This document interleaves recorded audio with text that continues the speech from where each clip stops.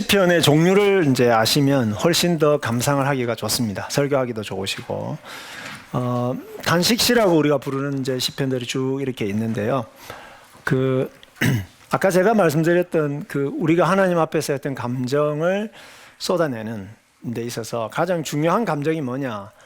사실 고통의 감정이다 이렇게 말할 수 있고, 원한이나 고통이나 뭐 이런 거라고 볼 수가 있는데, 그걸 우리는 단식이다 이렇게 말할 수가 있습니다. 하나님 앞에서 단식할 수 있는가 하는 이제 그런 측면인데, 이것은 이제 우리의 고통을 호소하기도 하고, 원수가 우리에게 한 일에 대해서 악한 일에 대해서 억울함을 토로하기도 하고, 또 그 악한 일을 고발하기도 하고, 내가 너무 힘든 거 하나님 앞에 쏟아내고, 또 뭘까요? 하나님 앞에 섭섭한 거, 하나님 어떻게 이러실 수가 있느냐고. 네. 그죠? 그거는 딴 사람한테는 이야기하면 안 되고요. 하나님 앞에는 이야기할 수 있잖아요. 내가 생각하기에는 하나님 이렇게 해주셔야 될 것 같은데 왜 이렇게 하시냐고. 네. 그거 이야기할 수 있지 않습니까? 하나님하고 친하니까요.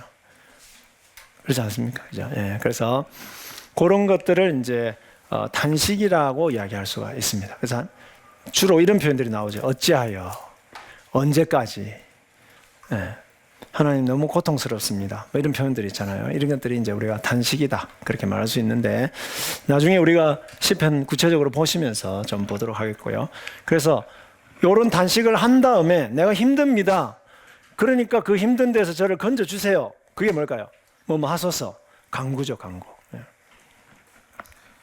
그 다음에 그런데 하나님은 고난당하는 자의 기도를 들어주시는 신실하신 하나님이시지 않습니까? 기도하고 난 다음에 하나님, 저는 그런 하나님이신 줄을 믿습니다. 이렇게 이야기하는 것이 뭐냐? 신뢰의 고백이에요. 신뢰를 고백하라. 하나님이 기도 응답을 해주시면 제가 성도들 앞에서 하나님을 이렇게 찬양하겠습니다. 네, 찬양의 맹세가 들어갑니다. 그래서 이런 시편들이 굉장히 많습니다. 제일 많습니다. 이 종류가 제일 많은 것이라고 볼 수가 있습니다. 그래서 오늘날 우리 한국 교회에 우리의 기도의 문제가 뭘까? 기도 많이 하죠. 많이 하는데 기도의 문제가 뭘까? 너무 점잖다는 거예요. 단식을 안 한다는 겁니다. 단식을. 하나님, 저 힘들어요. 근데요, 제가요, 그 남편을 용서할 수 있게 해주세요. 이렇게 그냥 하고 집에 가버리는 거예요. 그죠? 뭘 해야 될까요? 왜 힘든지, 얼마나 힘든지, 그 인간이 얼마나 미운지, 그걸 다 이야기를 해야 되는 거예요. 그걸 이야기를 하고 집에 가야 속이 시원할 텐데, 그건 이야기 안 하고, 하나님, 제가 그 인간을 용서할 수 있게 해주세요. 그러고 집에 가니까 하나도 시원하지도 않고, 그 다음날 또 와서 또 기도해야 되고. 그죠? 한나는 보십시오. 브닌나하고 한나하고 같은 교회 다녔거든요.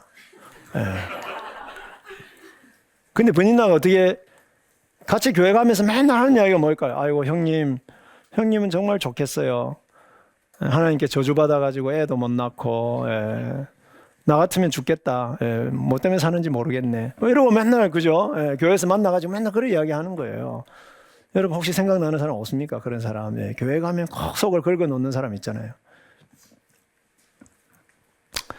다윗은요, 다윗하고 사울하고 같은 교회 다녔잖아요. 무조건 사울이 그저 자기 권력을 가지고 막 쫓아다니고 막 힘들잖아요. 근데 사울이 힘들 때 다윗이 어떻게 견뎠을까요? 다윗은 우리하고 좀 다른 사람이에요. 어떻게 견뎠을까요? 하나님 앞에 단식을 했기 때문에 10여 년 이상을 도망다니면서도 신앙을 지키고 견딜 수가 있었던 거예요. 그죠? 그래서 우리도 단식해야 됩니다. 여러분, 힘든 이유에 대해서 설명도 해야 돼요. 하나님 앞에. 친하니까, 여러분, 친한 사람한테는 있는 이야기 없는 이야기 다 하잖아요. 힘든 이야기 하시잖아요. 그러면 하나님하고 제일 가까우시면 하나님한테 다 이야기해야지. 그걸 딴 사람한테 가서 이야기하면 안 됩니다. 그 인간 말이야, 나한테 이렇게 이야기했고 저렇게 이야기했고. 이렇게 하면 어떻게 될까요? 교회 분열만 생기는 거예요. 그리고 또 내가 친하다고 해가지고 이야기했는데 그 사람이 그걸 갖다가 또 다 곧이곧대로 받아들이느냐? 안 받아들여요. 야, 네가 그때 그래도 사울한테 그런 식으로 행동하면 안 되지. 그렇다고 해서 네가 그때 인상을 쓰면 되겠니? 그래도 왕인데. 나는 속이 힘들어서 이야기하는데 꼭 그 내가 잘못한 것만 꼭 지적한단 말이에요. 예. 그 남편 하나도 도움 안 되거든요. 예. 너무 힘들어서 남편한테 이야기했는데 남편은 꼭 당신이 그때 그러면 안 되지 이렇게 이야기한단 말이에요. 예. 그것보다는 누구한테 가서 이야기하는 게 제일 빠르겠습니까? 하나님한테 가서. 예. 그래서 그 힘든 거를 다 이야기하는 거죠. 자, 그런데 이게 이제 기도고요. 감사는 뭘까요? 그 기도를 응답해 주시면 찬양할 것이라고 약속했죠. 그럼 기도 응답 받아가지고 하나님 앞에 하는 찬송 또는 간증. 예, 이게 간증이에요, 간증. 구체적인 간증이에요. 예. 그래서 우리가 제일 많이 부르는 찬송 중에 깊은 웅덩이와 수렁에서 끌어주시고 또 뭐 있잖아요, 그죠? 예. 그게 시편 40편입니다. 40편인데 그 하나님이 기도했을 때 응답해 주신 거 그거를 성도들 앞에서 간증하는 거예요. 아까 우리 30편 이야기했잖아요. 요 30편도 간증 시편이다 이렇게 말했어요. 또는 감사 시편이다. 찬양시는 뭐냐면 이런 감사들이 이런 간증들이 쫙 모이면 하나님은 고통당하는 자들의 기도를 들으시는 분은 하나님은 천지의 능력으로 이 세상을 다스리시는 분. 하나님은 절대로 불의를 행하시지 않고 의를 실행하시는 하나님. 뭐 쭉 나올 거 아니에요, 그죠? 그 간증들 쭉 모으면. 그래서 그거를 하나님의 위대하심, 하나님이 왕으로서 얼마나 의롭게 다스리시느냐, 하나님이 창조주로서 얼마나 어떤 능력을 갖고 계시느냐, 이런 것들을 고백적으로 찬양으로 초대하면서 여호와를 찬양하라. 그는 선하시고 인자하시기 때문이다. 그래서 그 이유를 쭉 이야기하는 이런 노래들이 찬양 시편이다 이렇게 말할 수 있습니다. 그 다음에 우리가 제일 좋아하는 시편은 이거예요. 신뢰 시편. 제일 좋아하는 시편 23편, 121편. 여호와는 너를 지키시는 분, 너의 우편에 그늘 되시고, 여호와는 나의 목자시, 선한 목자시라. 선한 목자시니 내가 부족함이 없으리로다. 고난 당할 때 얼마나 은혜가 됩니까, 그죠? 그래서 이스라엘 백성들이 힘들 때 하나님 앞에 신뢰를 고백하는. 근데 여기는 요거하고 찬양시하고 차이는 뭐냐 하면은요, 이 시편에는 기도나 아니면 여호와를 찬양하라 이런 거 없습니다. 그냥 하나님에 대한 내 개인적인 확신, 신뢰 이런 것만 고백하는 거죠. 여호와는 나의 목자시다. 내가 부족함이 없다. 뭐 이런 사망의 음침한 골짜기로 다닐지라도 내가 해를 두려워하지 않은 그 주께서 나와 함께 계심이라. 뭐 이런 거 있잖아요. 확신을 고백하는 거죠. 제왕시는 뭐냐? 왕과 관련된 노래들이에요. 왕의 즉위식 때 왕을 축복하면서 부른 노래. 시편 2편 또는 시편 72편 아까 이야기했던 거.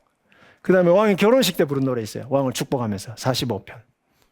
이런 노래들이 이제 그래서 이런 시편들은 예수님에 대한 일종의 예언이 되기도 하는 거죠. 구체적인 그 왕의 즉위식 때 부르기도 했지만. 그다음에 지혜시가 있습니다. 여호와께서 집을 세우지 아니하시면 세우는 자의 수고가 헛되며. 이거는 자 지금까지는요. 요 신뢰시까지는 전부 다 누구에게 한 말일까요? 누구를 향해서? 하나님을 향해서, 그죠? 근데 지혜시는 사람이 사람에게 교훈을 주기 위해서 부르는 노래들이에요. 1편 복 있는 사람은 악인의 꾀를 쫓지 아니하고 죄인의 길에 서지 아니하고. 이거는 하나님께 올려드리는 게 아니고, 그죠? 성도가 성도에게 가르치는 노래다. 그게 지혜시고. 근데 특별히 말씀에 대해서 교훈하는 거. 제일 대표적인 게 뭘까요? 시편 119편. 이런 노래들은 이제 토라시다. 말씀을 하는 율법에 대해서 이렇게 이야기하는 노래. 그래서 토라시다 이렇게 말하는 거죠. 자, 그 다음에 시편의 신학인데, 여러분 방금 우리가 이제 뭐 장르에 대해서 배웠습니다, 그죠? 기도시냐, 또는 탄식시냐, 아니면 감사시냐, 찬양시냐, 고백시냐, 신뢰시냐, 뭐 이런 노래들이 쭉 있는데, 자, 그거는 이제 뭘 반영하느냐면 우리와 하나님과의 관계의 그 사이클을 반영하는 것입니다. 자, 예를 들어서 시편을 여러분 딱 묵상하실 때 이 사람을 확인해야 됩니다. 이 사람은 누구냐 하면 나입니다. 나. 거기다 한번 써놓으십시오. 나 또는 우리 이렇게 생각하시면 돼요. 우리. 나 또는 우리. 여러분 나는 누구냐 하면요, 의인들의 대표다 이렇게 생각하시면 되죠. 거기다가 여러분 다윗을 딱 대입시키면 딱 맞아요. 의인의 대표 다윗을 딱 생각하면 딱 맞아요. 그럼 그 사람은 어떤 사람입니까? 시편 1편과 2편에 보니까 하나님의 말씀대로 살기 위해서 몸부림치는 사람이죠. 왜요? 그분이 온 세상의 창조주이시기 때문에 그분의 말씀대로 살아야, 그죠? 행복할 수 있고 바르게 살 수 있고 하나님 나라를 이룰 수가 있는 거니까. 그래서 그리고 그분만 의지합니다. 이게 의인입니다. 그죠? 의인이고. 그런 하나님의 백성이자 왕을 가리키는데 시편에서는 주로 나 아니면 우리로 나타납니다. 우리로. 그런데 이분이 주로 이야기하는 사람은 대상은 누굴까요? 하나님입니다. 주로 당신으로 표현돼요. 당신. 그죠? 근데 우리는 하나님을 건방지게 당신이라 이렇게 부를 수 없잖아요. 이격이지만, 이인칭이지만. 그래서 주로 어떻게 번역했느냐? 주로 번역했다. 주께서 이렇게 번역했단 말이에요. 그래서 시편에서 보면은 주께서라고 되어 있는 그건 아도나이, 히브리어로 아도나이가 아니고요. 전부 당신을 표현하는 이인칭이다. 거의 대부분이 그래요. 근데 하나님을 당신이라고 번역하면 하나님하고 맞먹자는 뜻이거든요. 한글 번역에서는. 그럼 예사존대잖아요. 맞먹을 수 없으니까 어떻게 해요? 그래서 주로 번역을 해준 거예요. 그래서 이제 문제는 뭘까요? 그렇게 번역하면. 진짜 주라고 번역해야 될 단어 아도나이가 나왔을 때도 똑같이 주로 번역을 해야 되니까 그걸 좀 차이를 둬야 되는데 저는 이제 어떻게 번역하냐면 아도나이가 나오면 주님으로 번역하고 당신이라는 단어가 나오면 주로 번역하고 이렇게 저는 좀 차별화를 하는데 그래서 하나님이 어떤 분이냐 온 세상을 다스리시는 엘리온 지존하신 왕이시고 의로운 재판관이시고 시온에 자정하고 계시고 그죠? 그래서 이분을 의지하는 거죠. 이분을 의지하는데 그런데 또 시편에 보면 또 한 사람이 나오는데 한 사람 또는 다수가 나오는데 그들 그죠? 그들이죠. 그들 또는 이 사람 누굴까요? 대표적으로 누구를 생각하시면 되겠습니까? 사울을 생각하시면 됩니다. 사울. 자, 다윗이 사울한테 잘못한 게 뭐가 있습니까? 없죠.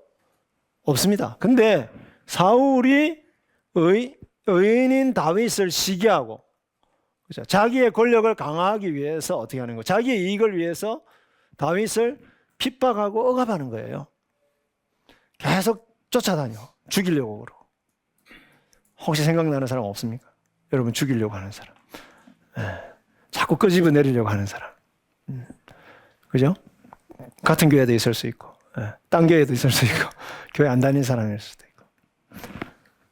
그래서 이 사람은 말로는 하나님을 믿는다고 이야기를 해요. 실제적으로는 하나님의 살아계심을 부인하는 자예요. 하나님 말씀에 별로 관심이 없어요. 하나님께 기도도 안 합니다. 기도할 때는 꼭 자기 필요할 때만 기도하고. 사울 같은 사람. 전쟁하러 갈 때만 기도하는 거예요. 왜? 전쟁이 이겨야 자기의 왕권이 강화되니까. 그런데 이 사람이 이렇게 핍박 억압할 때 다윗이 어떻게 했습니까? 사울한테 가서 직접 원수를 갚았습니까? 그렇게 안 했죠, 그죠? 그렇게 안 하고 한나는 본인한테 가서 막 한 대 지어 박았습니까? 그렇게 안 했죠. 한나 어디로 갔습니까? 성막에 가서 기도했습니다. 다윗은 어떻게 했습니까? 시편을 보십시오. 하나님 앞에서 울었습니다. 한나도 하나님 앞에서 울었습니다. 그걸 단식이라고 하는 거죠. 단식해서 울었습니다. 그리고 기도했습니다. 기도할 때는 좀 과격하게 기도했습니다. 하나님 그 인간 언제까지 내버려 둘 겁니까? 왜요? 왜 그렇게 기도할 수 있을까요? 하나님은 의로우신 재판관인데 온 세상을 의롭게 다스리는데 이 사람이 지금 뭘 행하고 있는 겁니까? 불의를 행하고 있잖아요. 이걸 그대로 내버려 두면 어떻게 됩니까? 분인나 같은 사람을 교회에 그냥 계속 내버려 두면 그 교회가 어떻게 될까요? 엉망이 됩니다. 그죠? 새신자들 정착 못 합니다. 새신자만 오면은 꼭 불러가지고 우리 교회는요, 이런 나쁜 점이 다 있어요. 그리고 우리 목사님은요, 이렇고 나쁜 점만 맨날 이야기하고. 그럼 어떻게 될까요? 하나님 나라 부흥 못 합니다. 그죠? 하나님 나라의 원수입니다. 이 사람이. 그러니까 원수를 고발하는 거예요. 하나님 앞에 계속 이야기하는 거예요. 왜 언제까지 이렇게 내버려 둘 겁니까? 예를 들면 도액 같은 사람. 제사장, 무고한 제사장 85명 다 죽여버려요. 사울이 죽이라 해가지고. 고자질 해가지고. 하나님 언제까지 이런 사람을 내버려 둘 겁니까? 그죠? 왜 단식이 굉장히 중요한 거예요. 단식을 안 한다? 무슨 뜻일까요? 하나님 나라와 의에 대해서 관심이 없다는 거예요. 그래서 하나님이 그 기도를 들어주셨어요. 그 말은 뭘까요? 하나님이 악인을 직접 심판하셨다는 거예요. 다윗 같은 경우는 몇 년 걸렸을까요? 15년 걸렸습니다. 쫓겨다닐 때부터 한 15년 걸렸어요. 사울이 죽은 게 15년. 그래도 다윗은 끊임없이 하나님 앞에 단식했습니다. 그죠? 심판을 당했죠. 그러면 기도 응답을 받은 거잖아요. 하나님 나라가 정화된 것이잖아요. 그래서 감사를 하는 거예요. 찬양을 올려드립니다. 공동체 앞에서 간증하고 하나님이 이 사람에게 기도 응답을 해주시고 구원의 말씀을 주시고 구원을 주시고 복을 주시고 그래서 그걸 가지고 감사하고 찬양하고 그런데 기도가 응답이 되면 하나님의 의로운 통치가 이루어진 거지 않습니까? 그래서 나는 힘들어서 하나님 앞에 불의를 고발하면서 내 고통을 호소하면서 하나님 앞에 기도했는데 그 기도가 응답되는 순간 하나님의 교회가 성숙하고 하나님 나라가 한 단계 진전하는 것입니다. 그래서 여러분에게 혹시 하나님이 고통을 주셨다면 그 고통은 뭘까요? 하나님 나라를 위한 고통이 될 수 있습니다.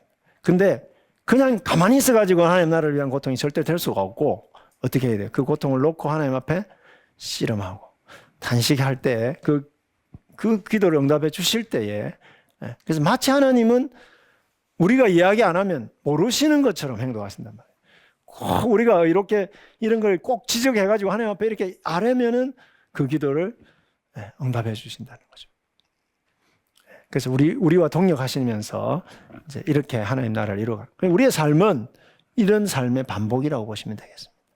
사탄은요, 우리가 말씀대로 살고 하나님만 의지하고 살고 그대로 내버려 두지 않습니다. 절대로 그대로 내버려 두지 않습니다. 그래서 이런 사이클이 이제 있다는 것을 여러분이 좀 생각을 하시면 되겠고 결론적으로 이 시편이 그럼 예수님과 어떻게 연결이 될 것인가? 예수님의 주님의 교회와 어떻게 연결이 될 것인가? 네, 아까 왕에 대한 노래들 있죠, 시편에서. 그것은 바로 예수님에 대한 노래다 이렇게 생각하시면 되겠죠. 너는 여호와께서 내 주에게 말씀하시기를 너는 내가 내 원수들로 발등상되게 하기까지 내 우편에 앉았으라 하셨도다. 시편 110편이죠. 이게 뭡니까? 왕에 대한 노래입니다. 그래서 그 왕에 대한 노래가 예수님에게서 온전히 성취가 된 거죠. 원수를 물리치시고 이 땅에 참된 하나님 나라의 통치를 이루실 왕. 그 다음에 예수 그리스도는 구약에 나오는 수많은 단식과 기도를 성취하신 분입니다. 예수님이 십자가에서 달리셔가지고 맨 마지막으로 단식하며 하나님께 기도했는데 뭐라고 기도했을까요? 엘리 엘리 라마 사박다니. 이게 시편 22편 1절을 그대로 인용하신 거예요. 다윗의 기도입니다. 그러니까 다윗이 고난당하는 의인의 대표였다면 예수님은 더 대표죠. 그죠? 진짜 죄 하나도 없으신 분인데 수많은 고통과 억울함과 그죠? 미움과 핍박과 이런 것들을 다 당하신 분이잖아요. 그러니까 시편에 나오는 단식이에 가장 어울리는 분은 사실은 누굴까요? 예수 그리스도이시죠. 근데 그분도 하나님 앞에서 어떻게 했습니까? 그냥 가만히 계신 게 아니라 주님 저들의 죄를 용서해 주십시오. 그것만 한 게 아닙니다. 예수님은 그 전에 뭘 한 겁니까? 하나님 앞에서 고통스럽고 힘든 것을 단식했다는 거예요. 왜 하나님 지금 이런 상황들을 그대로 내버려 두십니까? 어찌하여 저를 모른 채 하십니까? 저를 외면하십니까? 기도하셨다는 거죠. 단식하셨다. 그래서 고난당하는 의인의 기도를 단식을 완성하셨다. 그리고 그분은 기도 응답도 완성하신 분이에요. 예수님은 아버지여 그런 상황에서 어떻게 했습니까? 하나님 아버지여 내 영혼을 아버지께 부탁드립니다. 하나님께 의지했잖아요. 그 영혼을 어떻게 하셨어요? 부탁하셨더니 하나님 어떻게 하셨어요? 사흘 만에 그 영혼을 일으키셨잖아요. 부활시키셨잖아요. 그래서 주님의 기도에 응답하신 가장 대표적 사건이 뭘까요? 부활입니다. 하나님은 절대로 의인을 헛되이 죽게 내버려 두시지 않는다. 반드시 부활시키신다. 반드시 그 의인이 그죠? 잘 되게 하신다. 이거를 이 부활을 통해서 보여준 겁니다. 시편의 관점에서 보자면 기도 응답의 가장 대표적인 부활입니다. 부활과 승천이죠. 그 다음에 시편에 보면 시온이 나오잖아요. 성전이 나오잖아요. 그렇죠? 시편에 보면 이스라엘이 나오잖아요. 그런 사람들은 전부 다 이스라엘은 하나님의 백성으로서의 교회. 성전은 뭘까요? 하나님의 백성들이 모이는 그 공동체로서의 예배. 모임과 예배 공동체로서의 교회. 성전은 뭘까요? 그리고 이스라엘은 백성이고 성전은 그런 거. 시온은 뭘까요? 하나님의 통치의 중심으로서의 교회. 그래서 아무리 우리가 교회가 타락하거나 부족하거나 연약해도 하나님이 이 세상을 다스리는 온 세상의 중심은, 온 세상의 희망은 역시 교회입니다. 그걸 이미 시편에서 노래하고 있다는 것이죠. 그렇죠? 그래서 여러분 시온이라는 단어가 나오거나 성전이라는 단어가 나오거나 이스라엘이라는 단어가 나오면 주님의 교회로 연결시켜서 여러분 적용하시면 되겠다 하는 것입니다. 그 다음에 여러분 시편에 보면 예수님이 심령이 가난한 자는 복이 있나니, 그죠? 이렇게 나오잖아요. 그 다음에 마음이 청결한 자는 복이 있나니, 마음이 청결한 자는 복이 있나니, 그 다음에 온유한 자는 복이 있나니 저가 땅을 기업으로 받을 것이며. 요거는 정확하게 어디 나오느냐? 시편 37편에 나옵니다. 가난하다는 게 뭘까요? 1차적으로 가난하다는 것은요, 말씀대로 살다가 고난당하고 핍박당하는 것을 말합니다. 말씀대로 살다가. 그냥 가난한 걸 말하는 게 아닙니다. 그냥 뭐 돈이 없어서 가난하고 일 안 해가지고 가난하고 그걸 말하는 게 아닙니다. 심령이 가난하죠. 그러니까 하나님만 의지하고 하나님 말씀대로 살려고 했는데 계속해서 핍박받고 고난당하고 그래서 가난한 거죠. 그래서 힘든 거죠. 그래서 비천하게 된 거죠. 다윗처럼 쫓겨다니게 된 거. 그거를 가난하다고 이야기하는 겁니다. 온유한 자 마찬가지입니다. 사울에게 원수를 안 갚고 계속해서 고통당하면서 그냥 쫓겨다니는 겁니다. 그런 사람이 온유한 사람이죠. 그 사람이 결국은 쫓겨다니지만 결국은 뭐 어디를 차지할까요? 하나님 나라를 차지하게 되어 있습니다. 그래서 여러분 다윗을 생각하면 됩니다. 예수님 팔복 이야기 하잖아요. 그 팔복에 해당하는 가장 대표적인 사람을 다윗으로 다 대입시키면 됩니다. 그래서 시편은 바로 그런 예수님의 교훈에 대한 자료들을 다 제공해 주고 있다. 이렇게 보시면 되겠습니다. 자, 성전에 올라가는 노래로 이제 넘어가겠습니다. 자, 성전에 올라가는 노래는 120편부터 134편에 15번 붙어 있는 표제입니다. 그 제2성전 시대에 예루살렘으로 올라가는 순례자들을 위해서 아마도 이 책으로 묶었을 가능성이 높죠. 그래서 여러분 성전에 올라가는 노래는 참 우리가 좋아하는 시편들이 많은데요. 이 시편들의 가장 중요한 공통점은 뭐냐? 짧다는 겁니다. 짧다는 거예요. 시편 131편 3절, 시편 133편 3절, 시편 134편 3절. 참 얼마나 감사한지. 잘 봤어요. 그죠? 짧은데도 은혜스럽고 얼마나 좋습니까? 대부분의 시편들이 제가 계산을 해보니까 그 성전에 올라가는 노래의 전체 평균이 한 7절 정도밖에 안 됩니다. 7절. 굉장히 짧아요.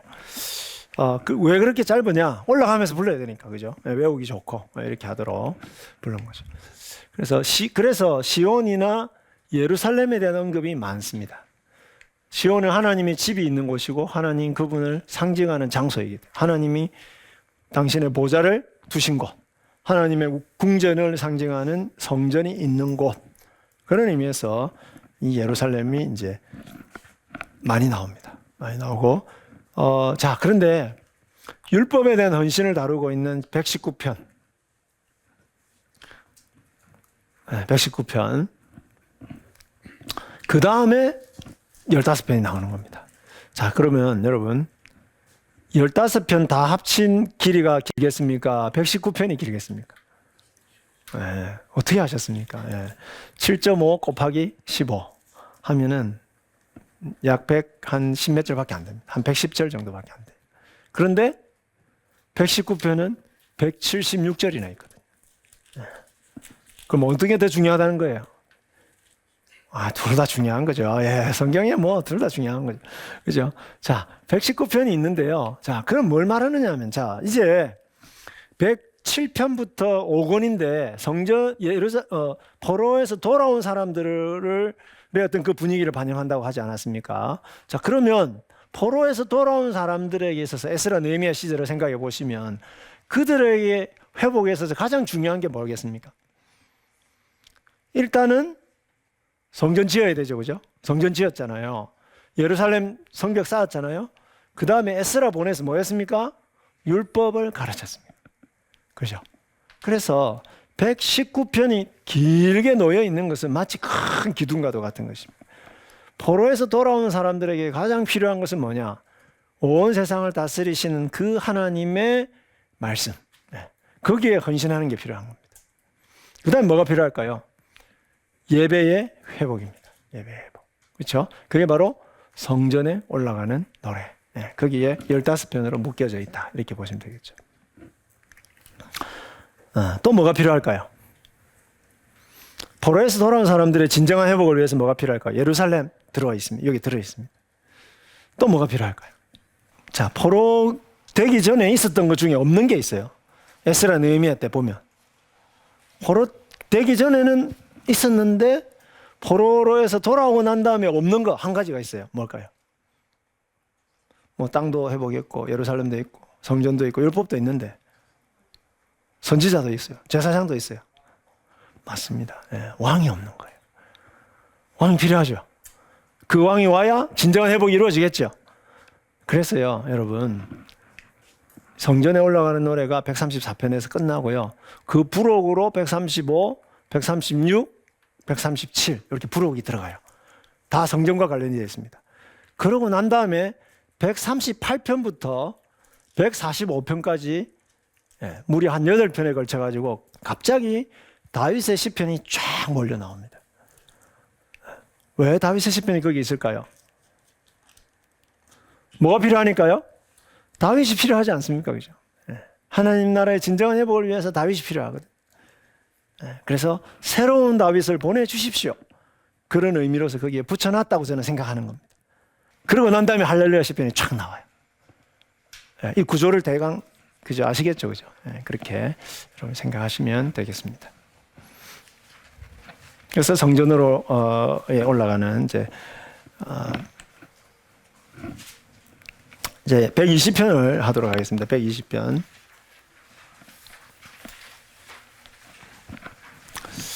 자, 120편을 교독을 하도록 하겠습니다.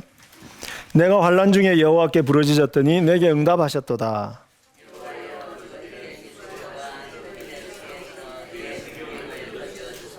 너 속이는 혀여 무엇을 내게 주며 무엇을 내게 더할꼬.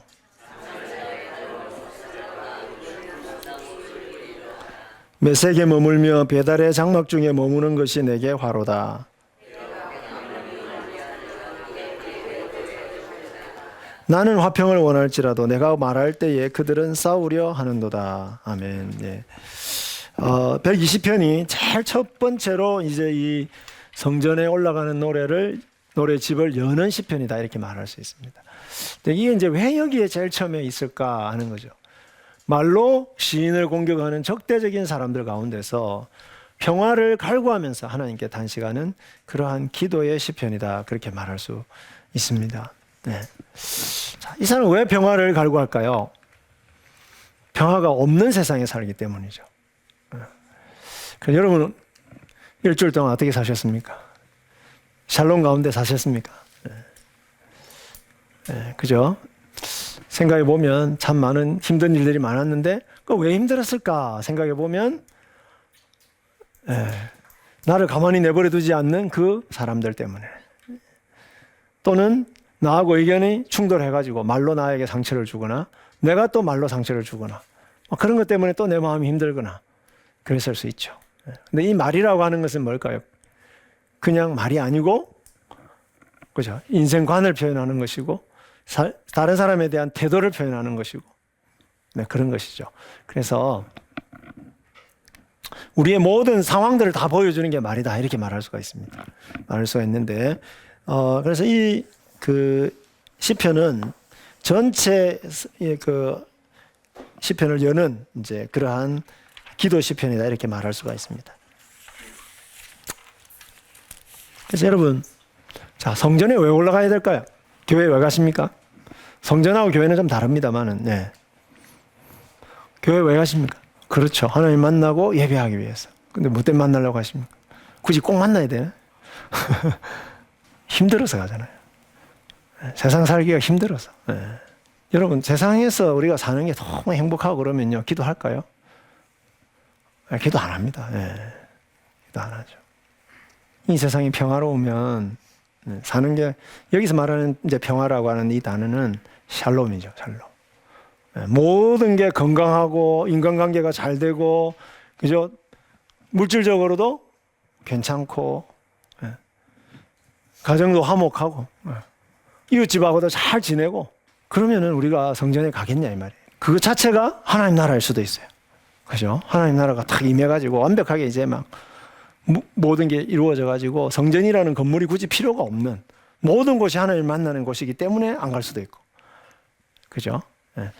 그래서 이거는 이제 120편이 왜 이게 이제 그 서론적으로 중요하냐 하면은 성전으로 나아가는 그 마음이 어떤 마음인가, 예. 성전으로 나아가는 그들의 삶이 어떤 삶인가, 이걸 이제 보여주면서 비록 몸은 세상에 있지만 이미 그 마음은 그곳으로 달려가고 있는 이제 그런 상황을 보여준다 이렇게 볼 수가 있습니다.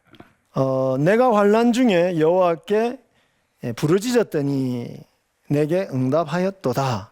과거형으로 번역되어 있는데요. 요거 이렇게 번역할 수도 있어요. 내가 환난 중에 부르짖을 때 하나님은 내게 응답하신다. 이렇게 번역할 수도 있어요. 꼭 과거형으로 번역 안 해도 돼요. 네. 그러면서 기도가 나오죠. 뭐라고 기도합니까?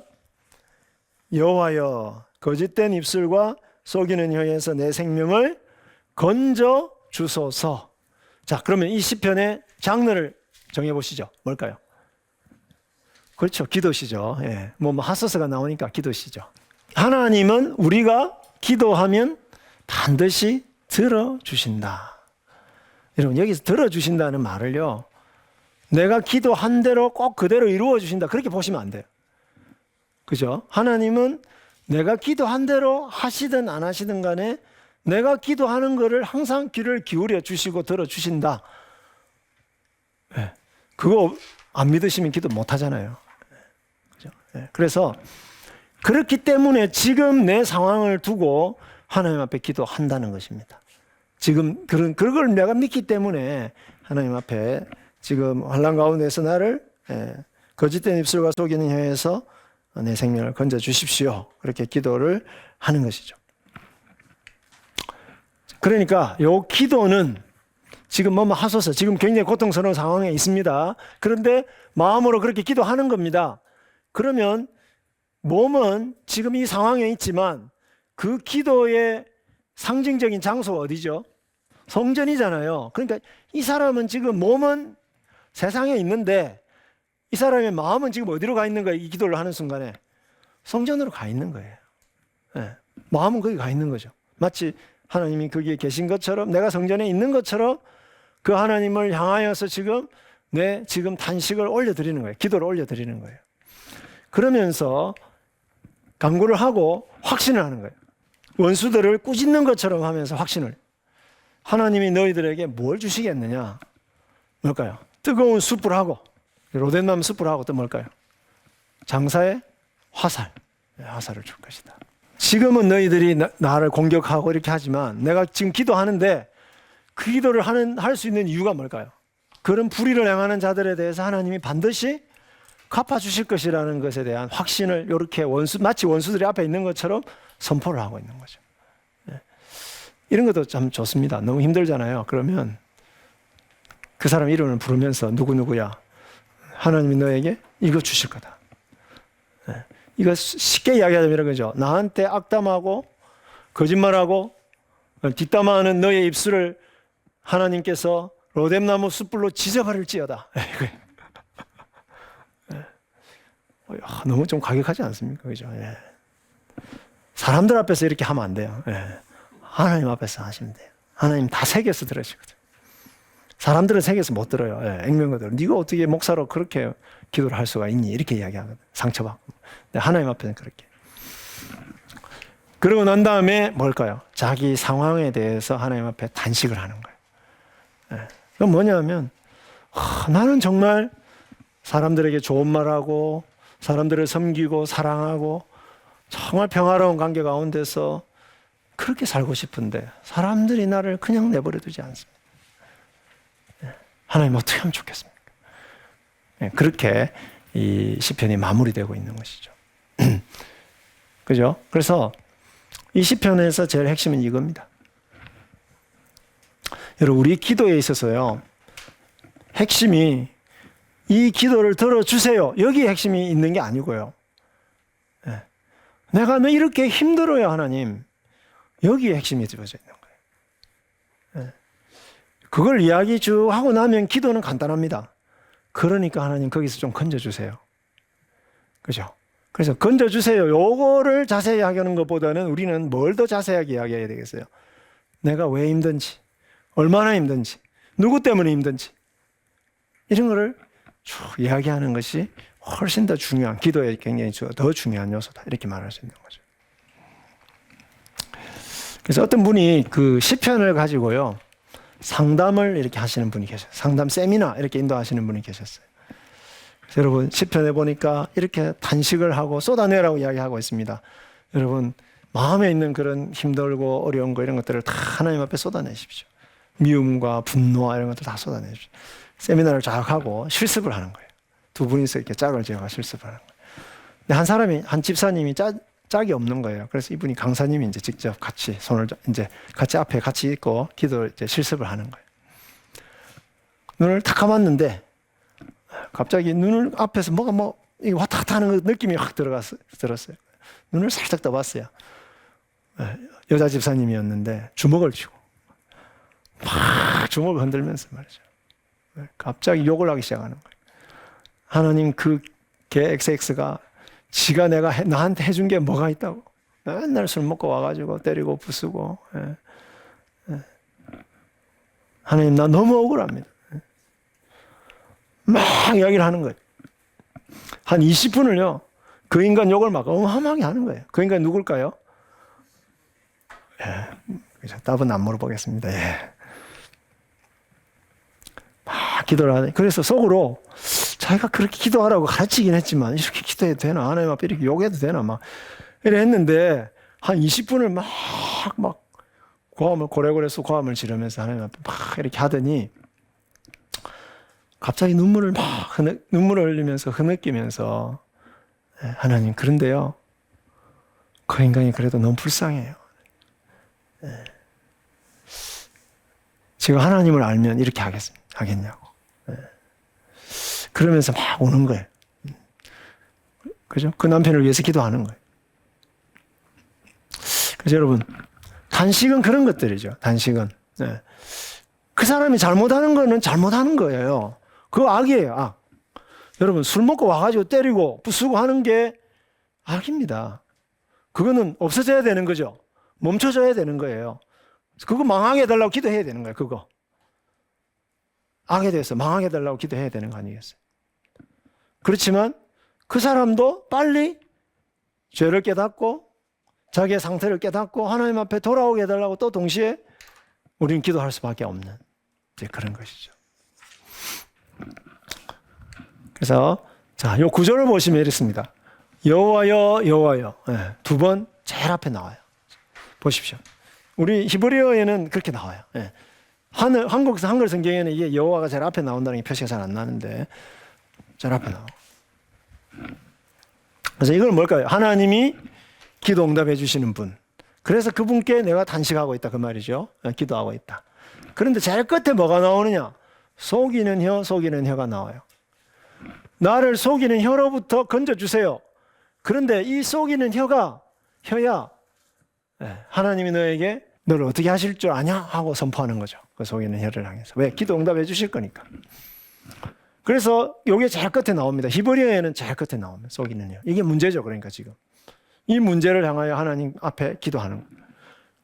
그런데 이 속이는 혈에게 누가 하나님 뭘 주시느냐? 화살과 숯불을 주신다. 이 말이에요. 지금 상황이 어떤 상황이에요? 네, 사는 거예요. 누구 가운데? 악인들 가운데 살고 있는 거예요, 이 사람이. 그래서 너무 괴로워요. 근데 이 사람 뭘 원해요? 그 악인들 가운데 살면서도 뭘 해요? 평화를 구하고 있어요. 나는 평화를 구하고 있어요, 그 사람들 앞에. 그런데 나는 평화를 원하는데 그 사람들은 뭘 하려고 그래요? 전쟁을 하려고 하는 거예요. 그죠? 여러분, 한나를 생각해 보십시오. 한나는 분인나하고 잘 지내려고 했어요. 그죠? 한나는 첫째 부인인데 아이를 못 낳아가지고 둘째 부인을 엘가나가 어쩔 수 없이 맞이한 거예요. 그런데 그 둘째 부인은 아들을 낳았고 자기는 아들을 못 낳았는데 그래도 아들을 낳아주니까 얼마나 고맙습니까? 예, 그래서 둘째 부인하고 같은 교회 다니면서 잘 지내려고 했어요. 예. 그런데 둘째 부인이 뭘 거는 거예요? 계속 시비를 거는 거예요. 그죠? 평화롭게 살려고 했어요. 그 사람하고 같은 교회 다니니까 잘 지내려고 했어요. 그 사람을 위해서 기도도 해주고 그렇게 하려고 했어요. 근데 계속 만날 때마다 뭐예요? 시비 걸고 상처 주고. 왜 그렇게 했겠습니까? 그 사람이 남편 사랑을 더 받는 것 같아가지고. 교회 가는데 난 그냥 교회 봉사 열심히 하는데 꼭 와가지고 나한테 상처 주는 사람이 있어요. 그 왜 그런지 아세요? 내가 교회 봉사 그냥 열심히 했는데 목사님이 나를 너무 좋아하는 거예요. 교회 봉사 열심히 한다고 또 신앙생활 똑바로 하는 거에 대해서 목사님이 나를 너무 예뻐해 주시는 거예요. 나를 귀하게 여겨주시는 거예요. 근데 옆에 있는 그분이 내가 그런 꼴을 못 보는 거예요. 그래가지고 계속 얼토당토 안 한 거 가지고 시비 걸고 그렇게 하는 거예요. 직장생활 합니다. 그죠? 나는 그냥 열심히 회사 일을 하고 있어요. 그런데 계속 뒤에서 나를 씹는 사람이 있어요. 입사 동기에 알고 보니까. 왜 계속 씹겠어요? 내가 일을 그냥 성실하게 하는데 윗사람한테 인정받고 그러니까 내가 먼저 승진할까 봐. 배가 아프고 혹시 먼저 승진할까 봐. 월급 나보다 더 많이 받을까 봐. 예. 그래서 계속 시비 걸고 그죠? 일 만들어가지고 고발하고 막 이렇게 하는 거예요. 그래서 여러분, 이 단식을 먼저 보셔야 되는 거예요. 그러니까 지금 이 사람은 말의 전쟁터 가운데 살고 있어요. 뭡니까? 말의 전쟁터 가운데 살고 있는 거예요. 근데 그 말이라고 하는 것은 뭘 말합니까? 그거는 내 마음에 그 모든 것이 겉으로 드러나는 것 뿐이에요. 그죠? 이 사람을 죽이고 싶은 거 아니에요. 이 사람을 끌어내리고 싶은 거잖아요. 그게 말로 표현이 될 뿐이죠. 그래서 여러분 댓글 조심해서 달아야 됩니다. 한 사람 죽일 수 있습니다. 댓글 잘못 달면. 그렇죠? 그래서 이 사람의 환난 중에 부르짖어 하나님 응답하시는 그런 여호와이신데 그런 거짓된 입술과 속이는 혀로부터 건져달라는 것이 이 기도의 핵심이다 이 말이죠.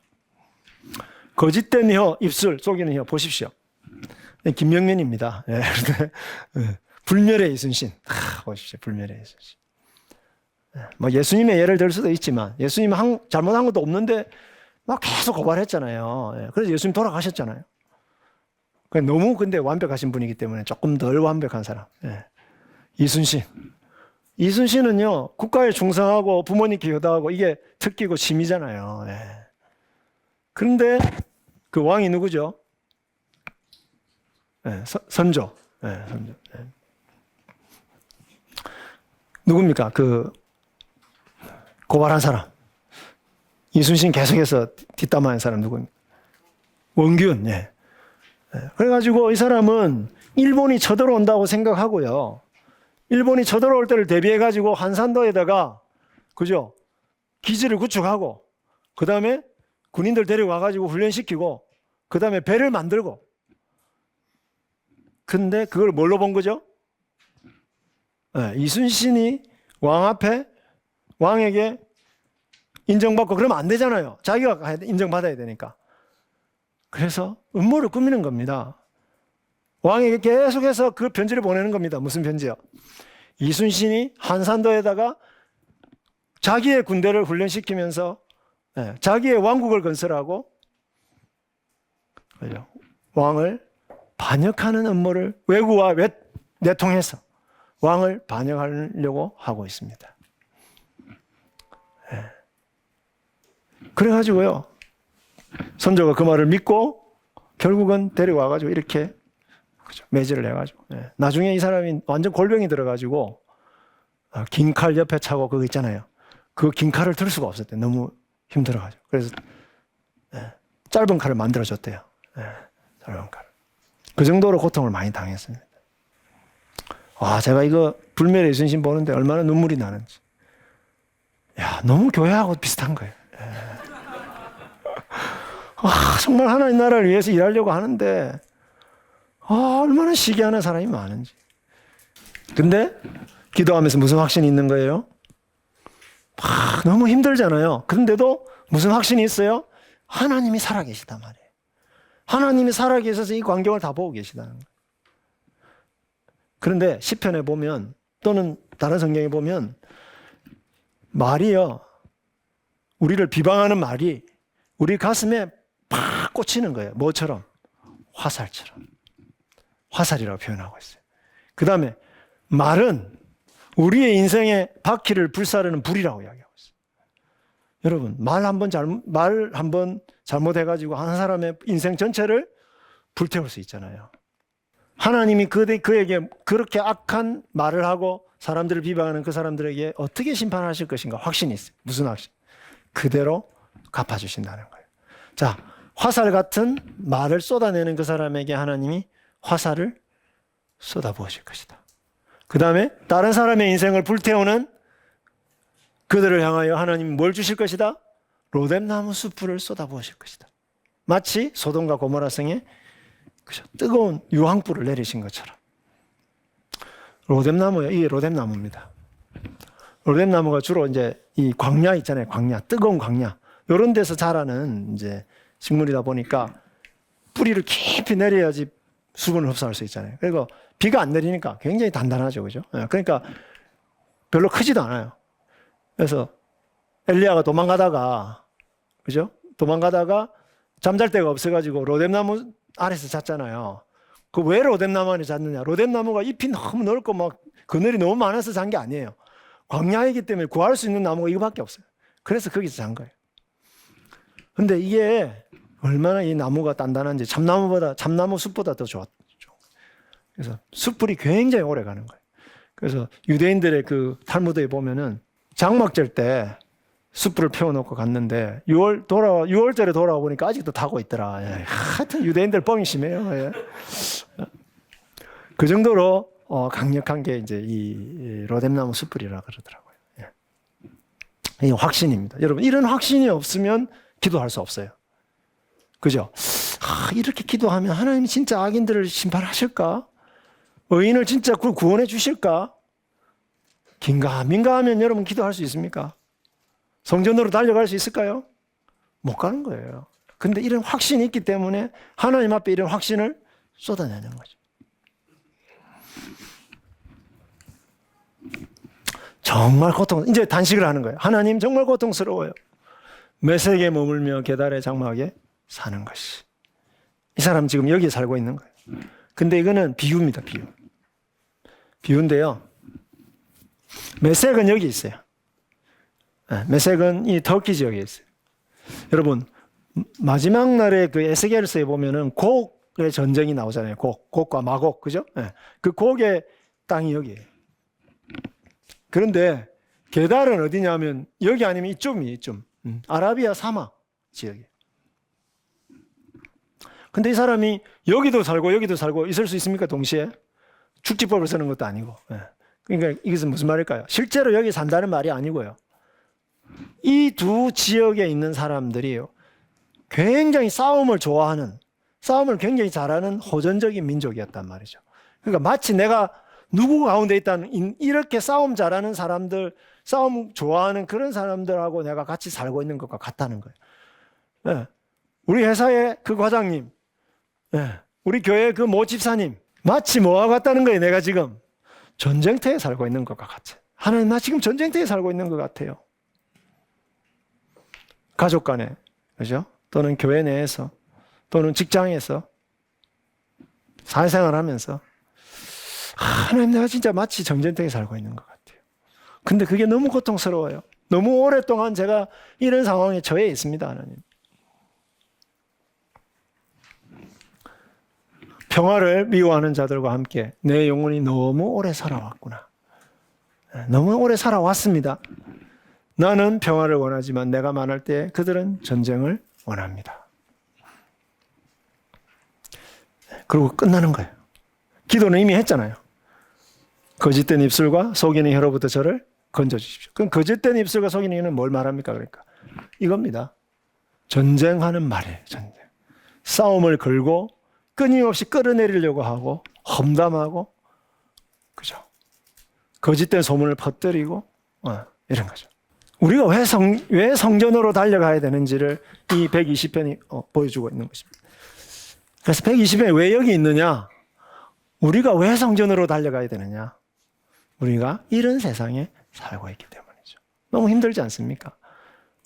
누구에게로 가야 되겠습니까? 하나님께로. 왜요? 그분이 평화를 주실 수 있기 때문에. 그분이 악인을 심판하실 수 있기 때문에. 이 세상을 정의롭게 다스리고 계시기 때문이죠. 자, 그리스도인은 20편에서 어떤 사람일까요? 그리스도처럼 이런 자기를 욕하고 비방하고, 그죠? 모함하고 이런 사람들 속에서도 끝까지 예수님처럼 평화를 구하는 사람. 나는 평화를 원합니다. 자, 그럼에도 불구하고 어떻게 하는 사람입니까? 성전으로 달려가서, 마음으로는 이미 성전으로 달려가서 그 상황들을 의로우신 하나님 앞에 다 쏟아내는 사람. 그죠? 네, 그 사람이 바로 그리스도인들이죠. 그러면 하나님이 기도 응답해 주시면 어떻게 될까요? 하나님의 의로운 통치가 내 기도를 통해서 이 땅에 실현되는 거죠. 내 직장 가운데, 우리 교회 가운데, 우리 가정 가운데, 그죠? 그 사람을 회개시키시든지 아니면 하나님이 그 사람을 치시든지 어떤 방법인지 모르겠지만 하나님이 그 기도를 들어주실 때에, 그죠? 하나님 나라가 임하는 것이죠. 임하는 것이죠. 그래서 하나님 나라 의를 구하는 그리스도인들은 평화롭지 않은 세상 가운데 살고 있습니다.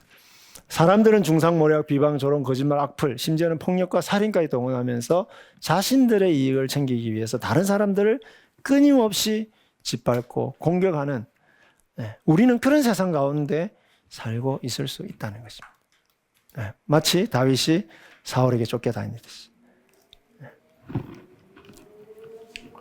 이런 거짓이 난무하는 세상에서도 성도는 같이 맞받아서 거짓말하면 안 되고, 같이 맞받아서 악플 달면 안 되고, 같이 맞받아치면서 죽이고 찌르는 그런 말들을 하면 안 되고, 어디로 먼저 달려가야 되겠습니까? 하나님 앞으로 달려가고 끊임없이 평화를 말하고, 좋게 지내려고 애를 쓰고, 로마서 같은 데 보면 뭡니까? 할 수 있거든 모든 사람으로, 그죠? 화평하라.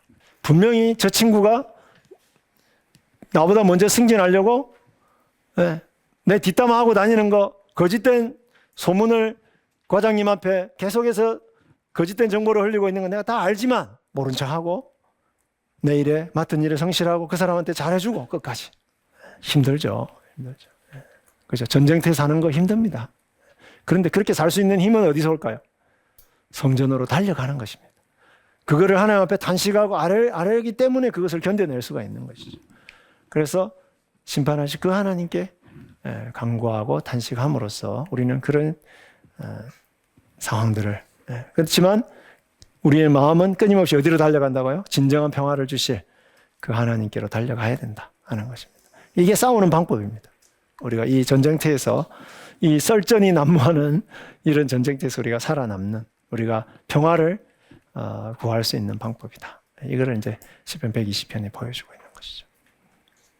자, 이제 단식은 이제 그만하고요. 신뢰, 하나님 앞에 대한 신뢰를 고백하도록 그렇게 하겠습니다. 121편입니다. 121편. 같이 읽어보겠습니다. 한 절씩. 내가 산을 향하여 눈을 들리라. 나의 도움이 어디서 올까?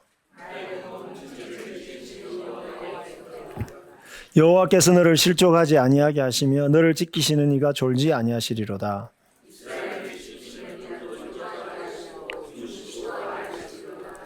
여호와는 너를 지키시는 이시라. 여호와께서 내 오른쪽에서 내 그늘이 되시나니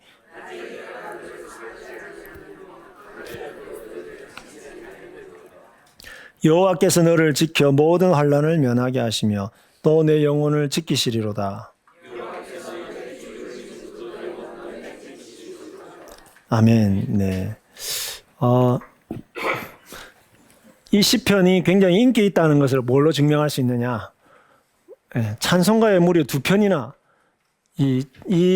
그 121편을 이제 가사로 한 곡이 있습니다. 뭐가 있느냐면 내 눈을 들어 두루 살피니 산악이라. 날 돕는 구원 어디서 올까? 그게 요 120편이고 그다음에 눈을 들어 산을 보니 도움 어디서 오나. 예, 요것도 121편이고요. 옛날에 우리 많이 불렀던 거. 뭐죠? 내가 산을 향하여 눈을 들리라 하는 그 시편도 그렇고 그다음에 이제 요즘 많이 부르는 것은 뭘까요? 하나님은 너를 지키시는 자, 너의 우편에 그늘 되시며. 요거 이제 거의 121편을 거의 대부분을 가사로 넣었습니다. 많이 부르시기 바랍니다. 121편. 여호와가 너를 지키시는 분이시다. 이걸 이제 그런 확신, 신뢰 이런 것들을 이제 고백하는 노래라고 볼 수가 있습니다.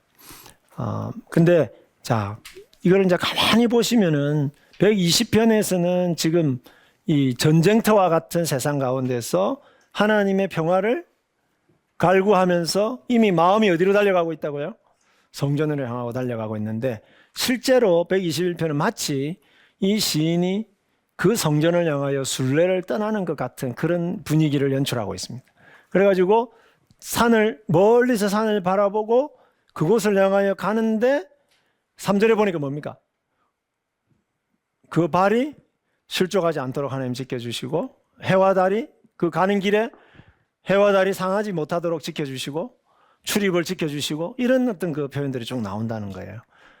그래서 많은 학자들은 그렇게 이야기합니다. 의도적으로 120편 다음에 121편이 있는 것이다. 이렇게 보는 거죠. 왜 그러냐 하면은 122편을 잠깐 보십시오. 2절 보시면 예루살렘아 우리 발이 내 성문 안에 섰도다. 그게 마치 뭘까요? 121편은 순례를 떠나는 순례자들의 노래고 122편은 그 순례자들이 무사히 예루살렘에 도착한 것을 마치 노래하는 그 기쁨을 노래하는 것 같이 그렇죠? 그렇게 묘사되어 있습니다. 그래서 원래 121편은 그런 의도로 지은 것이 아닐 수도 있습니다.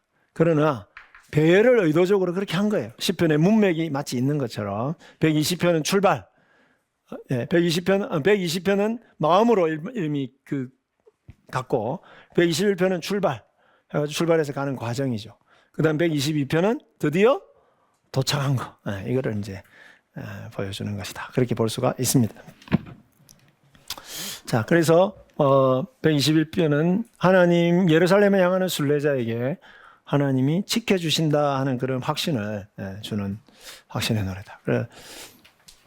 저와 여러분들은 끊임없는 순례를 떠나고 있습니다. 그렇죠?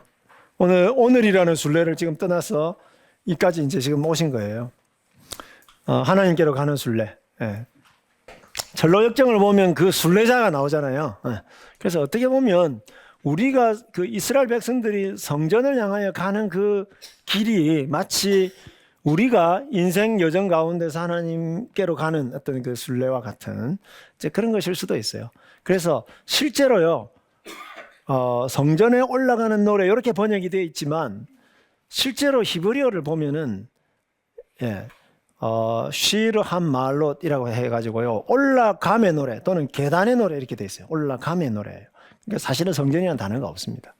그냥 내용을 보니까 성전으로 올라가면서 불렀구나 하는 것을 알 수가 있는 거지. 실제로 제목은 올라감의 노래입니다. 올라감의 노래. 그래서 우리가 하나님 앞으로 올라가죠. 올라가는데 근데 왜 올라간다 그래요? 예루살렘이 어디에 있으니까요? 성전이 예루살렘 꼭대기에 있잖아요. 예, 그죠? 그것도 있고요. 영적으로 하나님이 계신 곳을 향하여 우리가 올라가잖아요. 올라간다. 그렇게 이제 표현할 수가 있는데, 그런 순례자들에게 하나님이 지켜주신다. 이 확신을 주는 노래다. 그렇게 보시면 좋겠습니다. 자, 문학적 구조. 자, 1절, 2절을 보시면, 자, 내가 산을 향하여 눈을 들리라. 그 다음에 나의 도움이 어디서 올까? 이렇게 돼 있죠. 예, 그래서 여기서 화자가 납니다. 나. 그죠? 그런데 3절을 딱 보시면 뭘까요? 3절에 뭐라고 되어 있습니까? 그렇죠. 예. 여호와께서 너를 실족하지 아니하며. 자, 1절, 2절의 화자는 누굽니까? 나죠. 3절부터 화자는 누군지는 몰라요. 그죠? 누군지는 모르는데 대상이 너를 향하여 하고 있단 말이에요. 너를. 계속 너를 향하여. 그 다음 주어는 뭘까요? 여호와입니다. 여호와께서 너를 지켜. 그래서 완전히 다르죠. 그죠? 예. 그래서 이 여기서 대상은 나가 압도적이라면 여기서부터는 3절부터 8절까지는 너가 몇 번 나오느냐 하면 10번 나옵니다. 무려. 예. 너 계속 나와요. 그죠? 그래서 이렇게 나눌 수 있어요. 크게 보면 여기 1, 2절하고 3절에서 8절. 자, 그리고 너만 10번 나오는 게 아니라 3절부터 8절 사이에 지키다라고 하는 동사가 무려 6번이나 나옵니다. 6번. 주제가 뭘까요? 근데 전체적으로 보면은 여호와가 5번 나와요. 여러분 8절밖에 안 되는데 한 단어가 5번 나온다. 6번 나온다. 10번 나온다. 그럼 무슨 뜻일까요? 정말 중요하다. 그런 뜻 아니겠습니까? 그죠? 예. 이런 거를 이제 우리는 반복이다. 그러면 반복. 히브리 시에서도 여러분 시를 음미할 때에 굉장히 여러분 꼭 찾으셔야 되는 게 뭐냐? 반복되는 게 뭐냐를 찾아야 돼요. 그래서 나의 도움은 여호와로부터잖아요. 나의 도움. 그래서 여기서는 도움이라는 단어가 많이 나와요. 1절, 2절에 도움이 2번 나옵니다. 그래서 도움과 관련된 것은 나의 도움이 어디서 올 것인가? 천지를 지으신 여호와에게서 온다. 그러면 그 도움은 뭘 말하겠느냐? 3절에서 8절은 뭐냐 하면 길을 가는 순례자에게 순례자를 지켜주시는 것으로 표현이 되는 것이다. 그렇게 볼 수가 있는 거죠. 그래서 3절, 4절은 실족의 위험. 여러분 산을 여행을 하거나 광야를 여행을 할 때에 이 광야는 그냥 평평한 평지가 아닙니다. 그죠? 올라갔다가 내려갔다가 막 이렇게 바위도 있고 그죠? 예, 이런 곳인데 그런 곳을 여행할 때 가장 큰 위험이 뭐겠습니까? 발을 헛디디는 거죠. 물론 영적인 의미도 있지만 너무 영적으로 일단 생각하지 마시고요. 예. 순례자가 여행을 떠날 때 하나님이 실족하지 않도록 지켜주신다. 예. 그래서 여기는 뭐가 강조됩니까? 여호와께서 졸지 않고 주무시지도 않고 지켜주신다. 이게 강조되고 있어요. 그 다음에 5절, 6절에서는 해와 달이 상치 못한다. 자, 이스라엘의 중동을 생각해 보시면 제일 힘든 게 뭘까요? 햇빛이에요. 낮에는 햇빛이고 밤에는 뭘까요? 추위, 어둠 이런 거죠. 맹수 이런 거죠. 예. 그래서 제일 필요한 게 뭘까요? 그늘이죠. 낮에는 그늘. 예. 밤에는 따뜻하게 지켜줘야 돼요. 맹수로부터 지켜주셔야 돼요.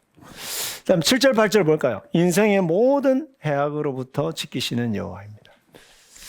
그래서 구조가 이렇게 되어 있고요. 한 절씩 보시면 내가 산들을 향하여 눈을 든다. 나의 도움이 어디서 올까? 나의 도움은 천지를 지으신 여호와로부터 온다. 산이 보이시죠? 네, 이거 803 아닙니다. 네. 이제 그냥 요 산을 여러분 시온산이라고 생각하십시오. 이거 그냥 다른 산인데요. 그냥 시온산이라고 한번 생각해 보십시오.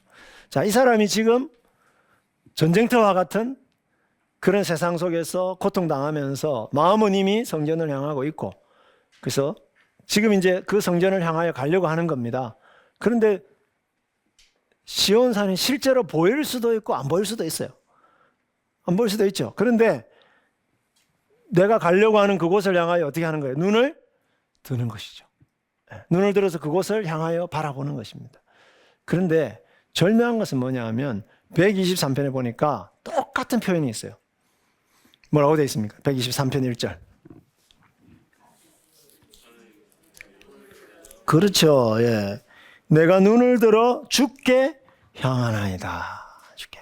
이게 무슨 행위입니까? 그러니까 눈을 들어서 딱 바라보는 행위가 기도하는 행위입니다. 기도하는 행위. 예. 그죠? 출발하면서 지금 자기가 어디를 향하여 눈을 들고 있는 거예요? 시온의 산들을 향하여 눈을 거예요. 시온이 예루살렘이 이렇게 있으면 그 주변에 산들이 있는 거예요. 예. 둘러싸고 있는 거예요. 그래서 멀리서 하나님이 계신 그 산들을 향하여 눈을 든다. 그건 뭘까요? 기도하는 마음으로 하나님 제가 이제 출발하려고 하는데요. 하나님 나의 도움이 어디서 올까요? 나 지금 하나님을 향하여 눈을 드는 겁니다. 하나님 그 시온의 산들을 향하여 지금 갑니다. 그런 행동과 같은 것이죠. 그런 행동과 같은 거예요. 그게 눈을 드는 겁니다. 그래서 기도하는 거죠. 하나님 나의 도움이 어디서 올까요? 나의 도움은 딱 바로 답이 나오는 겁니다. 몰라서 묻는 거 아니죠. 이런 거 보고 뭐라 그럽니까? 몰라서 묻는 거 아닌 거. 서리법. 우리 이제 초등학교 때 배운 거죠. 다 까먹으셨죠 벌써. 서리법.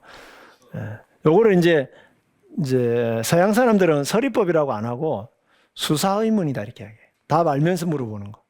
수사의문. 수사적인 어떤 강조하기 위해, 답을 강조하기 위해서 하는 거죠. 그래서 나의 도움은 천지를 지으신 여호와에게서로.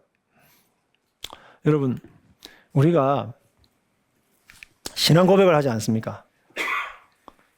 나는 전능하신 아버지 하나님, 천지의 창조주를 믿습니다. 그 신앙 고백 왜 합니까? 그죠? 끊임없이 기억하는 겁니다. 하나님이 나와 함께 하시는 그 하나님이, 나와 함께 하시는 성부와 성자와 성령 삼위 하나님이 천지를 지으신 창조주이시다. 그런데 거기 보면 전능하신이 포함되어 있잖아요. 그죠? 무엇이든지 못하실 것이 없고 온 세상을 섭리하시고 다스리시고 통치하시는 그분이 바로 나의 아버지이시다. 그 고백하는 거지 않습니까? 교회 와가지고 그 고백 왜 하겠습니까? 세상에서 삶이 힘들었습니다. 너무 앞날이 안 보이는 거예요. 앞날이. 그런데 그 고백을 하면서 우리가 눈물을 흘릴 수 있겠습니까? 천지를 지으시 그래 맞아. 나의 삶을 지금 붙들고 계시는 그분이 천지를 지으신 전능하신 아버지 하나님이시잖아. 신앙 고백. 그죠? 그런 고백과 같은 것이죠. 그분에게서 나의 도움이 온다는 거예요. 지금 떠나야 되는데 그 먼 길을 떠나야 됩니다. 지금 이 사람이 메덱에 살고 있을 수도 있고 게달에 살고 있을 수도 있고 예루살렘에서 일주일 거리에 살고 있을 수도 있고 그죠? 저 지중해 근처에 살고 있을 수도 있고 그렇지만 그 하나님을 향하여 눈을 들면서 그곳을 향하여 가는데 뭐가 절실하게 필요합니까? 그 하나님, 천지를 지으신 그 하나님이 지켜주셔야 내가 그곳에 갈 수 있다는 것을 고백하는 겁니다. 그래서 참 아침마다 또는 순간순간 참 기도할 때마다 하나님 도와주세요. 하나님 도와주세요. 우리가 그렇게 기도할 수밖에 없지 않습니까? 나는 못하겠는데요. 도와주셔야 돼요. 하나님 안 도와주시면 안 돼요. 천지를 지으신 하나님 도와주셔야 돼요. 그는 내 발이 헛디디지 않게 하실 것이며 너를 지키시는 분은 졸지 않으실 것이다.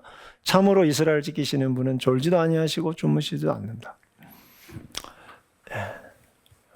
자, 여러분 이제 제가 일부러 이런 광야 사진을 하나 가져온 겁니다. 광야 사진 하나 가져왔는데 이스라엘 백성들이 걸어 다녔던 광야는 바로 이런 광야였습니다. 그래서 사막에 그 모래들이 쌓여가지고요, 딱딱하게 굳어진 바위들, 이런 바위들이 쫙 많고, 우리 장로님 여기 계신데 같이 갔다 왔거든요, 이스라엘에. 이스라엘 같이 갔다 와가지고, 이스라엘 말고 이제 이스라엘에서 요단강을 건너서 건너편에 에돔 지역, 그 에돔 지역에 와디름이라고 하는 곳이 있습니다. 이스라엘 가시면 꼭 가보시기 바랍니다. 거기서 하룻밤을 이제 텐트 속에서 잤습니다.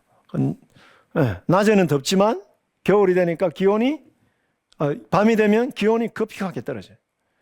추워요. 굉장히 추워요. 그 텐트 지니까 샤워를 제대로 할 수 있습니까? 뜨거운 물을 제대로 공급받을 수도 없고. 근데 밤에 이제 그 양고기를 같이 먹었어요. 먹는데 그 피를 흘리지 않습니까? 그러니까 주변에 있는 맹수들이 그 냄새를 맡고 그 늑대 소리들이 계속 밤새도록 그 늑대 소리들이 들립니다. 낮에는 뜨거운 이런 산길을 걸어가야 되는 겁니다. 그죠? 마치 이스라엘 백성들이 고센 땅을 떠나서 여기 홍해를 건너서 이게 홍해를 건너가지고 시내산을 건너 여기 지금 제가 말씀드린 데가 여기 이런 광야가 있는 것이 여기라. 에돔 지역. 그래서 하나님의 도우심, 하나님의 지키심. 이스라엘 백성들 200만 명이나 되는데 발 헛디디지 않도록 지켜주시고, 그죠? 헛디디지 않게 하시고. 그렇게 할 수 있었던 가장 중요한 이유는 뭘까요? 하나님이 한순간도 졸지도 않고 주무시지도 않고. 이 말은 의인화하신 거죠. 의인화. 하나님이 뭐 졸고 주무시는 게 있습니까? 근데 실제로요, 그 당시 신들은 잤습니다. 실제로 신들이 자가지고 제사장 중에 신을 깨우러 가는 신들이 있었어요. 그 제사장들이 있었어요. 그 일만 하는 신들이 있었어요. 그래서 여러분, 엘리야 사건에 보면은 엘리야가 조롱하지 않습니까? 바알 기도 응답 안 해주니까 바알 그 선지자들, 제사장들을 향해서 뭐라 그럽니까? 야, 자러 갔나 보다, 야. 빨리 가서 깨워라. 조롱하지 않습니까? 근데 이게 무슨 말일까요? 하나님은 당신의 성도들의 삶에서 한순간도 눈을 안 떼고, 그죠? 우리를 도와주시기 위해서, 우리를 지켜주시기 위해서 늘 우리와 함께 하신다는 겁니다. 그 증거가 뭘까요? 성령님이 우리 안에 내주하신다. 이렇게 말할 수 있는 거죠. 이스라엘은 이미 그 이스라엘을 지키시는 분이죠. 이스라엘을 지키시고. 이미 경험했죠. 어디서요? 출애굽 사건을 통해서. 그래서 여러분 신명기에 보면은 40년 동안 발이 부르트지지 아니하였고, 옷이 의복이 헤어지지 아니하였고, 만나와 메추라기로 먹여주셨고, 그래서 실족하지 않았고, 하나님의 한순간도 졸지도 않고 주무시다 우리를 지켜주셨다. 고백할 수 있지 않습니까? 우리도. 그래서 여기에 보면 뭐가 강조되어 있습니까? 졸지 않는다. 졸지 않는다. 주무시지 않는다. 이 단어가 벌써 하나, 둘, 셋, 넷. 네 번이나 부정적으로 강조하고 있는 거예요. 안 하신다. 실족하지 않게 하신다. 왜? 졸지 않으시기 때문에. 그를 이제 이야기를 하고 있습니다. 해와 달의 위험, 아까 제가 말씀드렸습니다. 뜨거운 태양빛으로부터 하나님이 너를 지켜주시는데, 태양빛에서 가장 절실하게 필요한 게 뭘까요? 그늘입니다. 그늘. 여기는 사막 건조한 기후이기 때문에 그늘에만 들어가도 시원한 거죠. 그늘에만 들어가도 좀 살 수 있죠. 살 수 있고, 그래서 그늘이 되어 주신다. 어떻게 지켜주느냐? 그늘이 되어 주신다. 요나가, 그죠? 요나가 그 니느웨 성에 가가지고 니느웨 성 바깥에 나가가지고 탁 보고 있는데, 초막 있었는데, 하나님이 너무 뜨거울까봐 어떻게 하셨어요? 아주까리 나무가 팍 자라게 하셔가지고 그 아주까리 나무가 잎이 굉장히 넓거든요.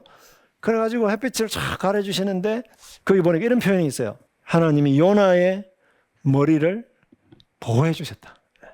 그 가리셔서 요나의 머리를 가려주셨다. 얼마나 은혜가 되는지. 저는 요즘 햇빛에 나가면은요, 얼마나 뜨거운지, 이게 참, 머리를 가려주셨다. 뭐 이런 표현들 나오잖아요. 그래서 이게 이제 그늘.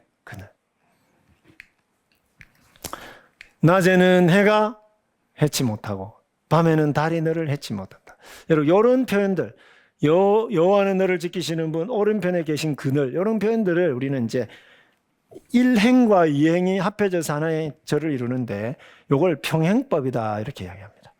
그러니까 이스라엘 시를 이해를 하시려면 이 평행법을 잘 이해를 하셔야 돼요. 그래서 여기 보면 주어는 둘 다 여호와는, 그죠?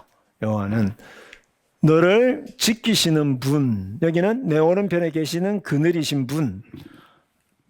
똑같은 문법적 구조를 가지고 비슷한 말을 한 것을 우리는 이제 유의적 평행법이다 또는 유사 평행법이다 이렇게 이야기합니다. 그 다음에 보세요. 낮에는 해가 너를 해치 못한다. 밤에는 달이 너를 해치 못한다. 뭘까요? 똑같은 문법적 구조를 가지고 있죠. 그죠? 그러면서 유사한 이 뜻을 전달하고 있어요. 그래서 요거를 6절을 가지고 그냥 한마디로 이야기하면 뭘까요? 이거는 시로 표현한 거고, 한 줄로 이 주제문을 당겨가면 뭘까요? 하나님은 언제 어떤 상황에서도 너를 지켜주신다. 그걸 강조하기 위해서 언제, 그게 뭘까요?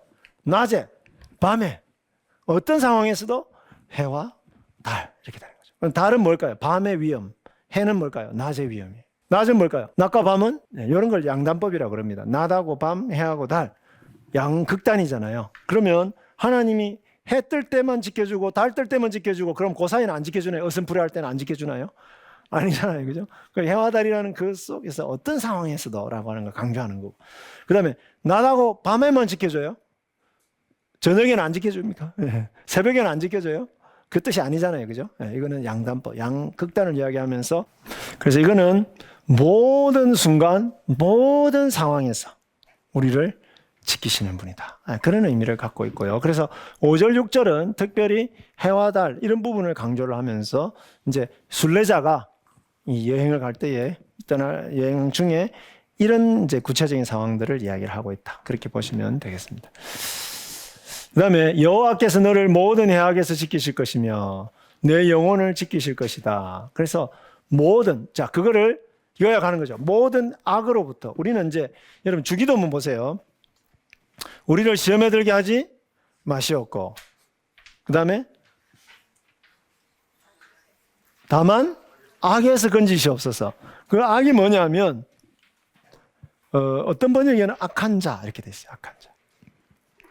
그래서 악한 자 이거는 도덕적인 악을 가리킬 수도 있지만 우리에게 나쁜 모든 것을 말하는 거예요. 나쁜 거. 나쁜 게 뭐가 있을까요, 우리에게? 예를 들면 병에 걸린다든지 경제적으로 파산한다든지 예를 들어 그죠? 나쁜 거 뭐가 있을까요? 애들이 잘못된다든지 뭐 그런 것도 있을 수 있고 도덕적으로도 우리가 죄의 유혹에 빠질 수도 있고요. 그렇죠? 죄의 유혹에 빠질 수 있죠. 사탄의 유혹에 빠질 수도 있고 어쨌든 우리가 하나님 나라 백성으로서 살아가는데 좋지 않은 그 모든 것들로부터 우리를 지켜주신다는 것이죠. 그 다음에 네페시, 히브리어로 영혼이 네페시잖아요. 근데 영혼을 지키신다 이런 표현을 하는 이유는 뭐냐 하면 그냥 내 생명을 지켜주신다 그런 표현일 수도 있지만 나의 모든 전인을 지켜주신다 그런 의미입니다. 네페시라는 말이에요. 전인, 나의 모든 인격과 삶 전체를 영혼이라는 말로 표현하신 거죠. 여호와께서 너의 나가고 들어옴 출입과 출입을 지켜주신다. 지금부터 영원까지. 그래서 이스라엘 백성들이 그 예루살렘에 계시는 하나님의 성전으로 나아가는 그 여정뿐만 아니라 그 여정이 뭘 보여주는 거예요? 우리 인생의 모든 여정, 나가고 들어오는 이 모든 여정 동안 또는 뭘까요? 죽음 이후의 시간까지라도 그죠? 영원히 하나님 우리를 지켜주신다. 그래서 이런 거를 이제 여러분 신학적으로 뭐라고 표현합니까? 성도의 견인이다 이렇게 표현하는 거예요. 성도의 견인. 성도 견인 교리 있잖아요. 그죠? 그래서 우리는 우리 스스로 지킬 수 없습니다. 우리의 믿음도 지킬 수도 없고요. 우리 힘으로는 끝까지 하나님께로 나아갈 수 없는데 하나님이 우리를 지켜주셔서 우리가 이 세상의 환난 가운데서도 믿음을 견고하게 인내하면서 지켜갈 수 있다. 그거를 여기서 고백하는 것이다 라고 볼 수가 있습니다. 그래서 121편은 이제 하나님 나라의 완성을 향하여 나아가는 우리의 모든 인생을 우리는 여정이라고 볼 수가 있습니다. 여행이다 이렇게 말할 수 있죠. 아침부터 지금 하루를 살아가는 것도 여행입니다. 어떤 사람은 또 운전을 할 때도 있고 그죠? 운전을 할 때도 있고 또 어떤 사람은 새 학기가 시작이 되어서 이제 학교 유학을 갈 수도 있어요. 그죠? 서울로 유학을 갈 수도 있고 대구로 유학을 갈 수도 있고 어쨌든 그런 새로운 새 학기가 시작돼서 유치원을 새로 시작할 수도 있고 그 다음에 어떤 아이는 새로 태어난 아기는 뭘까요? 새로운 인생의 여정을 시작한 거죠. 또 어떤 부모님은 돌아가셨습니다. 죽음 이후에 새로운 여정을 시작하시는 겁니다. 그래서 시편 121편은요 모든 상황에서 이 시편이 사용이 됐어요. 장례식에서도 사용이 되고요. 아이가 출생했을 때도 이 노래를 불러주고요. 유치원 갈 때도 여호와는 너를 지키신 자 너의 우편에 그늘 되심 이 노래 불러줄 수 있습니다. 유치원 입학하는 아이에게. 그렇죠? 새로운 여행을 시작하는 그죠? 외국에 출타를 한다든지 그런 분들을 위해서 이 노래를 불러줄 수 있어요. 군대 가는 청년들에게 이 노래 불러줄 수 있습니다. 그죠? 그래서 모든 상황에서 하나님 우리의 보호자가 되어주신다 하는 것을, 그래서 우리의 모든 길에서 우리는 가장 큰 산 되시는 하나님을 바라봐야 됩니다. 그래서 아침에 일어나시면 눈을 일부러 한번 들어보십시오. 네. 눈을 들고 어디를 바라보시라고요? 하늘을 바라보십시오. 하늘 성전을 바라보십시오. 네. 왜냐하면 거기가 목적지잖아요. 여러분, 차를 딱 타시면 뭐부터 하십니까? 기도부터 합니까? 너무 경건하시네요. 예. 저는 내비게이션부터 이렇게 하거든요. 목적지를 입력하셔야 되죠. 그죠? 예. 그래서 내 인생의 아침에 새벽에 일어나서 눈을 들어서 하나님을 바라보면서 하나님 이 여정이, 오늘 하루의 이 여정이 하나님을 향하여 가는 여정입니다.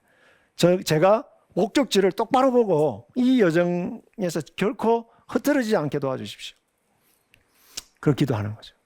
자, 근데요, 그 목적지를 인도하시는 분이 바로 누구예요? 천지를 지으신 하나님이죠. 절대로 힘이 없어서 못 도와주거나 돈이 없어서 못 도와주거나 졸아서 깜빡해서 못 도와주거나 그런 분이 절대로 아니십니다. 그죠? 그분은 확실한 목적지 되시고, 그 다음에 그 길을 가는데 확실하게 도와주시는 분. 목적지가 되시면서 동시에 뭘까요? 그 목적지로 가는 길이 되어주시는 그 하나님이죠. 그래서 운전을 시작하기 전에 기도하시고, 하루를 시작하기 전에 바라보고, 사업을 시작하기 전에 그 사업을 맡기면서 바라보고, 출생과 입학과 장래 모든 이 순간에 창조주 하나님의 도우심과 지키심을 구하고, 하나님의 교회를 지키시는 그 하나님을 이제 바라보는, 또 우리 자녀들을 그 하나님께 맡기시는, 우리 자녀들을, 우리의 성도들을, 목사님들 같은 경우는 새벽에 나가서 그 성도들의 하루의 삶을, 하루의 여정을 그분들께, 하나님께 맡겨드리는, 이런 기도를 할 수 있으면 우리가 참 얼마나 좋겠습니까? 그렇죠? 그래서 우리의 죽음의 여정도 마찬가지입니다.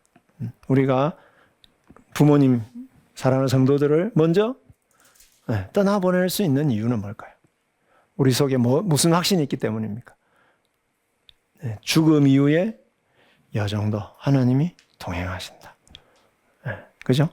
죽음 이후에 하나님 품에 안겨서 마지막 날 하나님 나라가 완성되는 그날까지 하나님이 지켜주실 것을 우리가 확신하기 때문에, 그죠? 그래서 그 장례식 예배를 기쁨으로 그분을 보내드릴 수 있는 거예요. 시편 121편은 이렇게 많은 부분에서 우리가 적용할 수 있는 굉장히 아름다운 시편이다.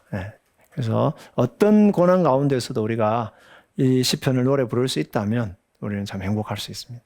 모든 악으로부터 우리를 지켜주시기를 늘 우리가 기도해야 되고, 또 성령께서 우리를 위해서 기도하시고 예수 그리스도께서 우리 인생의 여정 가운데서 우리를 지켜주시도록 하나님 앞에 기도하고 계시잖아요. 그 덕분에 우리는 연약하고 부족함에도 불구하고 믿음을 지켜가면서 이 세상을 살고 있는 것입니다. 참 감사한 일이죠.